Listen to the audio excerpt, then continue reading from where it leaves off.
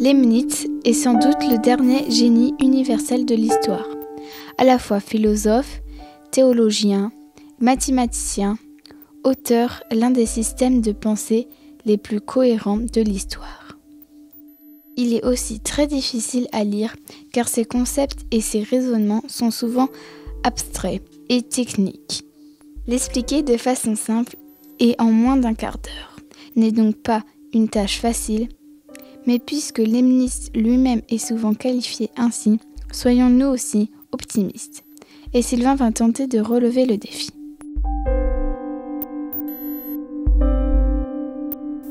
Leibniz est né le 1er juillet 1646, juste avant la fin de la guerre de 30 ans. Son père était juriste et professeur de philosophie à l'université. Il s'intéressa très jeune aux sciences et aux mathématiques, ainsi qu'à la métaphysique qu'il étudia à l'université de Leipzig. Il fut célèbre de son vivant, inventa une calculatrice qui améliora celle de Pascal, la pascaline, ainsi que le calcul infinitésimal, dans lequel s'exprime la fascination de Leibniz pour l'infini, à la fois en sciences physiques, en mathématiques et en philosophie. Ayant passé plusieurs années à Berlin, il devient l'ami de la reine Sophie-Charlotte de Hanovre, pour laquelle il a une grande admiration qui s'avère réciproque. Elle meurt en 1705 et son affection pour elle était si grande qu'il en devient gravement malade. Il passe les dernières années de sa vie souffrant et atteint d'une grave myopie, et il est terrassé par une attaque de goutte à Hanovre le 14 novembre 1716. Il reste attaché à l'image d'un éternel optimiste, et c'est pourquoi il est connu sous les traits de l'insouciant Pangloss dans le Candide de Voltaire, qui n'est autre qu'une satire de la philosophie de Leibniz. Son œuvre la plus célèbre est sans doute la Monadologie. Cet ouvrage fut composé en 1714 afin d'être offert au prince Eugène de Savoie qui souhaitait avoir un traité qui résumait la métaphysique de Leibniz. Et ce sont ces grandes thèses que je me propose de vous résumer ici. À la grande question qui consiste à savoir de quoi est composé le monde et si la matière est divisible ou non à l'infini, Leibniz répond d'entrée de jeu, dans la monadologie, que la réalité est composée de monades. On pourra toujours diviser à l'infini la matière physique. Mais s'il y a du composé, il faut bien qu'il y ait du simple, dont ce composé est précisément composé. Si la matière était divisible à l'infini, elle n'existerait tout simplement pas, car elle aurait des éléments qui ne seraient pas des éléments primordiaux dont elle serait composée. Tout le problème est que si cet élément primordial est à son tour matériel, il est fait de matière décomposable et doit donc à son tour pouvoir être décomposé. Il y a donc un paradoxe dont la monade est la solution. Les monades, terme donc que Leibniz invente, sont, je cite, les véritables atomes de la nature, c'est-à-dire des atomes qui ne sont pas physiques mais métaphysiques. Chacune d'elles est une substance qui n'a ni porte ni fenêtre par lesquelles les choses puissent entrer ou sortir, dit Leibniz. Elle n'est donc pas limitée par une autre monade comme le serait par exemple un grain de sable à côté d'un autre grain de sable. Elle ne peut être limitée que par elle-même, par auto-limitation. C'est déjà compliqué, mais ça se complique un peu plus parce que si la monade est donc une sorte de point métaphysique, elle est aussi une puissance et, nous dit Leibniz, une perception, de sorte qu'il y a une hiérarchie des monades qui va de l'absence de perception jusqu'à la conscience réflexive. Dans toute monade, il y a une partie obscure et une partie éclairée, pourrait-on dire. Leibniz utilise ici l'image d'un bruit de vagues que nous percevons alors que nous ne percevons pas tous les milliers de petits mouvements de vaguelettes qui le composent et qui, à partir d'un certain seuil, passent de l'inconscient au conscient, de l'imperceptible au perceptible. Ce qu'il faut retenir de tout cela, c'est que Leibniz est avant tout le penseur de la limite et le penseur de l'infini et le penseur du degré. Chez Leibniz, tout passe par degré. Mais comment se fait-il que les points de vue sur le monde qui constituent ces monades soient alors accordés ? Autrement dit, comment se fait-il que nous percevions tous, certes de façon un petit peu différente les uns des autres, un seul et même monde ? La seule solution est qu'il existe une monade d'ordre supérieur capable de créer toutes les autres monades et de les harmoniser entre elles. Pour être plus précis, chaque monade représente de son point de vue l'ensemble des choses. Leibniz utilise une image pour éclairer ce point, celle de la perception d'une ville. En effet, chaque personne qui regarde la ville la regarde de son point de vue, mais il s'agit pourtant toujours bien de la même ville en totalité. La différence est qu'avec les monades, la ville elle-même n'existe pas hors des points de vue qui la regardent.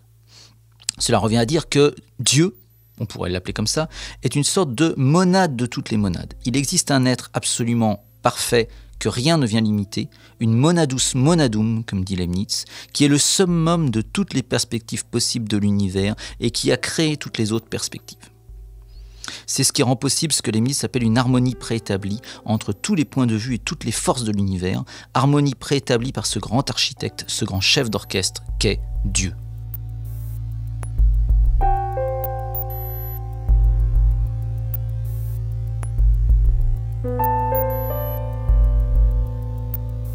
Mais en admettant qu'il soit composé de monades, et que Dieu soit le créateur de l'univers, en quoi le monde est-il alors le meilleur des mondes possibles, car c'est ce que nous dit aussi Leibniz.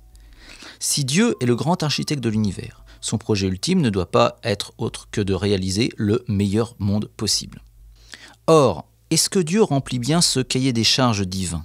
L'existence de ce qu'on peut nommer le mal, autrement dit l'imperfection du monde, ses injustices, la souffrance, la mort, etc., ne vont-ils pas clairement contre cette idée ? Pire, n'y a-t-il pas une forme d'indifférence ou de cynisme à affirmer cela au regard de ce qui se passe concrètement dans le monde et de la somme de malheurs qu'il renferme ?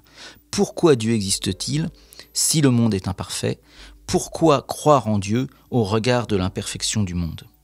Sur ce point, nous pourrions comparer Leibniz et Spinoza, puisque celui-ci fait précisément de celui-là son grand concurrent et son grand repoussoir philosophique. En effet, chez Spinoza, tout est déterminé à devenir comme cela advient. C'est pourquoi le hasard et la liberté ne sont que des illusions. La seule chose qui soit possible est le monde réel tel que nous le voyons. Et nous sommes encore victimes d'une illusion lorsque nous pensons que beaucoup d'autres choses que celles qui sont arrivées auraient pu être réalisées. Il en va tout autrement chez Leibniz, et pour aller à l'essentiel, disons que, selon lui, de nombreux autres événements du monde auraient pu être possibles, car la seule chose qui soit totalement impossible, nous dit-il, en bon mathématicien, c'est ce qui implique contradiction. Il serait absurde de considérer que 2 et 2 auraient pu ne pas faire 4, ou que le théorème de Pythagore aurait pu ne pas s'appliquer au triangle rectangle, car ce serait illogique, ça impliquerait des contradictions. Et il en va d'ailleurs peut-être de même pour les lois de la nature. Mais en ce qui concerne les événements concrets que nous vivons, il n'est pas absurde de considérer qu'un événement aurait pu ne pas être. Leibniz pose donc l'existence d'un Dieu qui a le choix entre une infinité de mondes possibles et qui a créé celui-ci, celui dans lequel nous sommes et dans lequel je suis en train de vous parler. Cela soulève au moins 2 problèmes. 1. Qu'en est-il alors de la liberté humaine si Dieu a créé le monde et a choisi parmi tous les scénarios possibles de mondes possibles ce monde-ci ? Suis-je réellement libre ou ne suis-je pas qu'une marionnette finalement, une sorte de figurant dans un film qui s'ignore ? Deuxièmement, pourquoi Dieu a choisi de créer ce monde plutôt qu'un autre ? Et comment peut-on prouver, démontrer que Dieu existe, tout simplement ? Traitons la première difficulté. La philosophie de Leibniz ne nie-t-elle pas, comme celle de Spinoza, l'existence du hasard et de la liberté humaine ? En effet, puisque Dieu a choisi un univers depuis sa création jusqu'à son terme, cela signifie que tout est écrit. Afin de se démarquer d'un fatalisme ou d'un déterminisme, Leibniz doit donc redéfinir la liberté. Si on entend par liberté le fait de choisir totalement par soi-même, d'agir de manière imprévisible, éventuellement même comme un simple caprice, il est clair que le système de Leibniz, que l'on appelle une théodicée, rejette la liberté.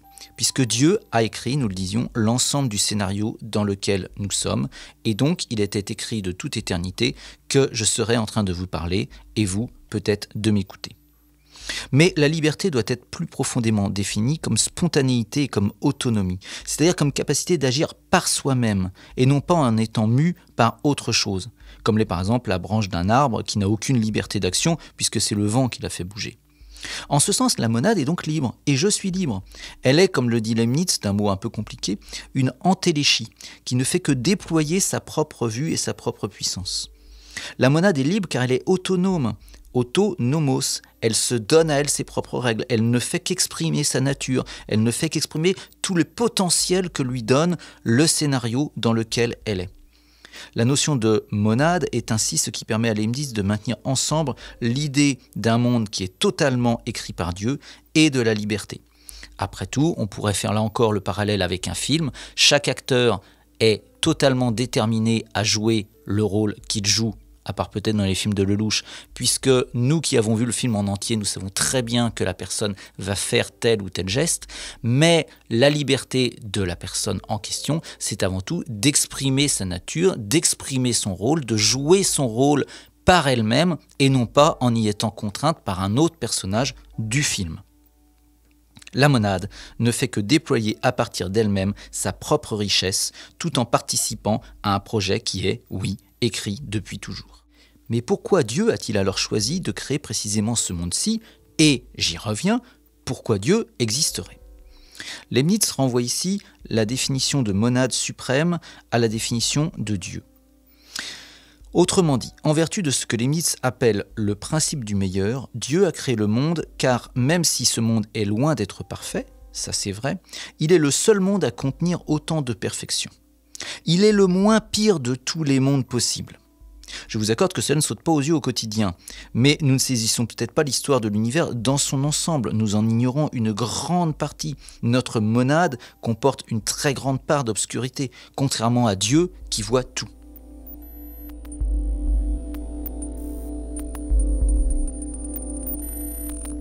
Lui seul est une monade parfaitement transparente à elle-même, qui saisit le tableau de l'existence de l'univers dans son ensemble et sous une forme d'éternité. C'est pourquoi il peut choisir le monde dans lequel il y a en vérité le moins de mal possible. Une objection est habituellement adressée à cette thèse. Pourquoi Dieu n'a-t-il pas créé un monde parfait ? Or, nous l'avons expliqué, seul Dieu est parfait. S'il avait voulu créer quelque chose de parfait, au sens d'une utopie par exemple, il n'aurait pu que se créer lui-même. Comme le dit Leibniz, deux substances doivent toujours avoir un détail qui change pour ne pas former une seule et même substance. Et cela est également valable pour Dieu et le monde. Créer un monde parfait est une idée naïve, puisque c'est précisément l'imperfection qui définit le monde. Reste à créer le monde le moins imparfait, le moins mauvais possible. Tout comme l'obscurité n'est qu'une absence de lumière, le mal est une absence relative de bien, mais participe au principe du meilleur. Sur ce point, Leibniz prend l'exemple d'une tache sur un tableau qui peut paraître laide si on la regarde séparément, mais disons, si on arrête de la regarder par le petit bout de la lorgnette, on peut concevoir qu'elle contribue en vérité à la beauté globale de l'œuvre. Dernier point sur lequel je reviens très vite, pourquoi Dieu existerait et peut-on le démontrer? Sur ce point, Leibniz reprend ce que l'on nomme la preuve ontologique de l'existence de Dieu, que je vous résume ici car elle demanderait à elle seule une émission tout entière.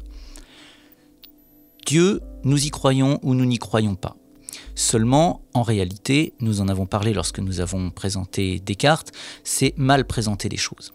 Car selon Leibniz comme selon Descartes, l'idée de Dieu renferme sa propre existence. Autrement dit, je peux ne pas croire aux licornes ou je peux ne pas croire à l'existence de Donald Trump car je ne l'ai jamais rencontré en vrai. Mais par contre, ne pas croire en l'existence de Dieu est une contradiction dans les termes. Car Dieu, qu'est-ce que c'est? En dehors de toutes les mythologies qu'on a pu lui attribuer dans les différentes religions. Dieu, à minima, c'est un être absolument parfait. Donc, il en découle que c'est un être immortel, ou disons éternel, omniscient, omnipotent, immatériel, etc. Et là, nous sommes tentés de dire « j'y crois pas ». Alors que lorsque nous disons que nous n'y croyons pas, nous nous contredisons. Car nous disons un être absolument parfait, je ne lui accorde pas l'existence. Donc, il n'est plus absolument parfait, car la moindre des perfections, c'est d'exister. Autrement dit, je peux ne pas croire à l'existence des licornes et pourquoi pas à l'existence de Donald Trump, mais si je pose que Dieu est un être infiniment parfait, et c'est bien la réalité de sa définition dans le dictionnaire, il en va nécessairement du fait qu'il existe. Comme le dit Leibniz, Dieu a seul ce privilège qu'il faut qu'il soit réel s'il est possible. Sans quoi, j'affirme une chose et son contraire, je dis Dieu n'existe pas, donc je retire une perfection à un être que j'avais pourtant défini comme infiniment parfait. Je referme cette parenthèse très technique, mais néanmoins très intéressante.